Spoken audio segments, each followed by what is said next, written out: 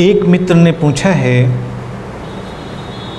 क्या सद्गुरुओं को कोई ऐसी अंतर्दृष्टि प्राप्त होती है जिससे वो भूत और भविष्य का ज्ञान प्राप्त कर सकते हैं? वो अतीत और भविष्य में देख सकते हैं क्या?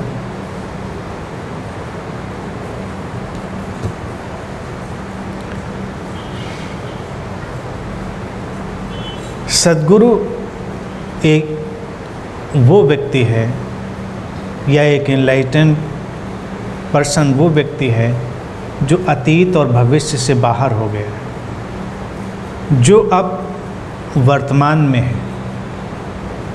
अगर वो वर्तमान में है तो अतीत और भविष्य में रुचि क्यों लेगा? अगर वो अब भी अतीत और भविष्य में रुचि लेता है, चाहे वो अपने अतीत में रुचि ले या अपने भविष्य में या दूसरे के अतीत और भविष्य में, बात एक ही होगी। तो इसका अर्थ इतना ही होगा कि अभी उसके लिए अतीत अतीत है, उसके लिए भविष्य भविष्य है, तब वो बोध को प्राप्त नहीं है। फिर उसको ऐसा भी लग सकता है कि अतीत किसी व्यक्ति का है, क्योंकि तुम वैसे ही अतीत की बात कर रहे हो। जो बोध को पहुंचा है उसके लिए अतीत बस एक सपना है, पास्ट एक सपना है और किसी व्यक्ति का नहीं है। वो एक सामूहिक चेतना का सपना है, सबके साथ घट रहा है। तो किसके साथ इस क्षण के पहले क्या घटा, उसका कोई मूल्य नहीं। भविष्य का रहा सवाल, तो भविष्य तो बन रहा है। कभी कभी कुछ चीज़ें बन चुकी होती हैं, वो भी हैं, लेकिन ये जिज्ञासा बड़ी सामान्य है और इस जिज्ञासा के चारों तरफ ही आध्यात्मिक शोषण का जाल बुना जाता है। सारा का सारा स्पिरिचुअल एक्सप्लॉयटेशन इसी चीज़ के आसपास होता है, क्योंकि जो गुरु की भूमिका में होता है वो तुमको ऐसा संकेत देता है, प्रत्यक्ष या अप्रत्यक्ष रूप से, डायरेक्ट या इनडायरेक्ट, कि वो सब जानता है, अतीत भी और भविष्य भी। तभी तुमको लगता है कि ये कोई विशेष व्यक्ति है, ये बड़ा महान व्यक्ति है। मेरे पास पहले बहुत लोग आते थे, आज भी गाहे बगाहे कोई न कोई आ जाता है जो उस पुरानी धारणा से अटका होता है। ज़्यादातर लोग जान गए हैं, इसलिए वो उसकी बात नहीं करते। अक्सर लोग आते थे, एक व्यक्ति से तो मेरा बात करना ही मुश्किल हो गया। वो क्या, आपसे एक बात करनी है बड़ी ज़रूरी। मैंने कहा बताएं। बोले आप तो सब जानते हैं। मैंने कहा ठीक है चलो जानते हैं, लेकिन बात तो बताओ। बताना क्या, आप जवाब दीजिए, आप तो सब जानते ही हैं। बड़ी मुश्किल होती है उनसे बात करने में। मैं कहूँ अरे भाई, जब तक बात नहीं करोगे बात कैसे बताई जा सकती है, कि आपको बताना क्या है। अब ये धारणा बहुत सारे लोगों की बनी होती है गुरुओं को लेकर, कि जब तुम पहुंच रहे हो उनके पास तो वो सब जानते हैं। मेरा प्रश्न ये है कि गुरु लोग क्यों जाने, वो क्यों जाने? जाना जा सकता है, नहीं जाना जा सकता है, एक अलग विषय है। क्योंकि जानना किसी के बारे में एक किस्म की हिंसा भी है, सटल वायलेंस भी है, किसी के जीवन में इंक्रोचमेंट, कि उसके बारे में कुछ भी जाना जाए। और वो जानकर तुम्हारी कोई मदद नहीं करी जा सकती। तुम्हारी मदद करी जा सकती है केवल तुम्हारे प्रति गहरे करुणा के भाव से। अगर किसी के पास वो करुणा ही नहीं है तो कुछ भी जानता हो वो, कोई भी बात उसको पता हो, तुम्हारे हित में नहीं होगी। अब मान लो तुम्हारी ज़िंदगी का कोई राज है, कोई सीक्रेट है, तुमने छुपा रखा है, किसी को पता है और वो तुमको बता दे, तुम घुटनों के बल बैठ जाते हो। और जैसे ही तुमको कोई घुटनों के बल बिठा दे, तभी तुम्हारा शोषण संभव है।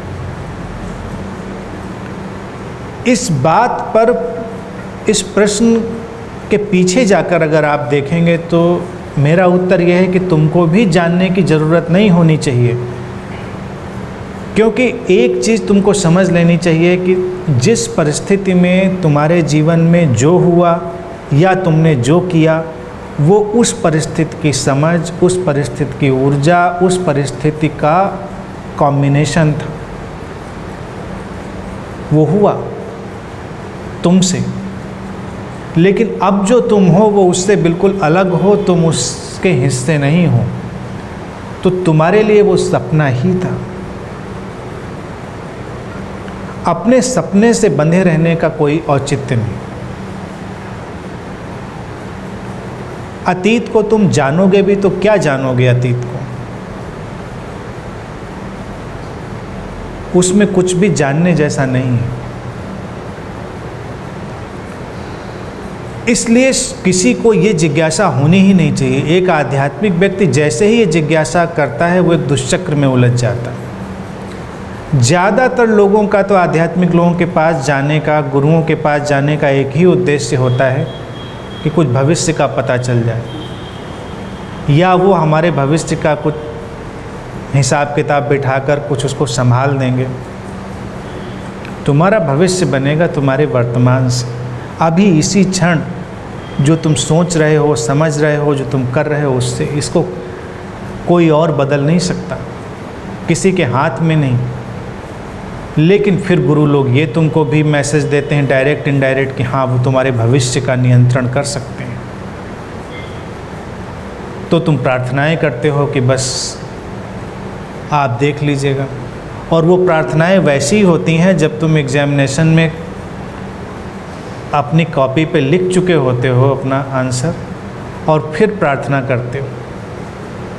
आंसर तो लिख ही चुके हो, प्रार्थना करने से क्या होगा? अगर तुम पहले कुछ बदलोगे तो तुम्हारा आंसर बदलेगा, उससे तुम्हारा रिजल्ट बदलेगा। अगर तुम अभी अपना वर्तमान बदलोगे तो तुम्हारा भविष्य भी बदलेगा, अन्यथा तुम्हारी प्रार्थनाओं का कोई मूल्य नहीं। अब अगर अध्यात्म के जगत को देखो कि हर व्यक्ति ऐसी झूठी प्रार्थनाओं में ही अटका हुआ है, क्योंकि आश्वासन है कि तुम कुछ भी करो, लेकिन कहीं कोई ऐसी शक्ति है जो फिर भी तुम्हारे लिए कुछ विशेष करेगी, चाहे वो ईश्वर हो, गुरु हो, कोई भी हो। इस प्रश्न में वही आशाएं हैं। न कोई शक्ति न कोई गुरु तुम्हारे लिए कुछ भी विशेष नहीं करता, वो बस तुम्हारे लिए एक रोशनी लेकर आता है जिसमें तुम अपना रास्ता देख सकते हो। वो तुम्हें तुम्हारी संभावनाओं, तुम्हारी शक्तियों की पहचान देता है, लेकिन चलना तुमको ही है, करना तुमको ही है। तुम्हारे ही विचारों से, तुम्हारे ही कर्मों से तुम्हारा भविष्य बनेगा। उसमें किसी का कोई योगदान नहीं, न किसी गुरु का, न किसी भगवान का, न किसी देवी देवता का, न किसी शक्ति का। इसीलिए प्रार्थना बिल्कुल व्यर्थ है। उस तरह की प्रार्थना कि ये कर दो, वो न करना, ऐसा करना, वैसा ना करना, ये अच्छा कर देना, वो बुरा कर देना। अगर तुम अच्छा करने की प्रार्थना करोगे तो बुरा करने की ज़रूर करोगे। ऐसा संभव नहीं कि ना हो। मंत्रों की जो बात चली थी, अगर तुम मंत्रों के विज्ञान में जाओगे और मंत्रों के शास्त्र को देखोगे तो तुमको हजारों मंत्र ऐसे मिलेंगे जो किसी का कुछ अच्छा करने वाले हैं, उसके लिए उपयोग करने का उसमें व्यवस्था होगी, और हजारों मंत्र तुमको ऐसे मिलेंगे जिसमें किसी का अहित करने की, किसी का नुकसान करने की बातें भी लिखी होंगी। तो जहाँ इस तरह की बातें हों वहाँ अध्यात्म कहाँ रह जाता है। तो गुरुओं से ये अपेक्षा बिल्कुल व्यर्थ है कि वो तुम्हारे अतीत और भविष्य को देख सकते हैं।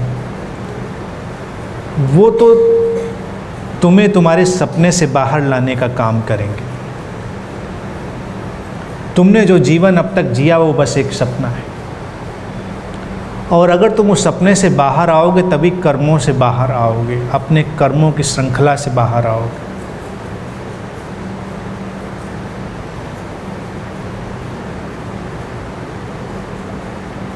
ऐसी आशा रखें भी ना, किसी से भी नहीं, मुझसे भी नहीं। तभी तुम शांति से चल सकते हो और अपने स्वभाव के नज़दीक पहुंच सकते हो।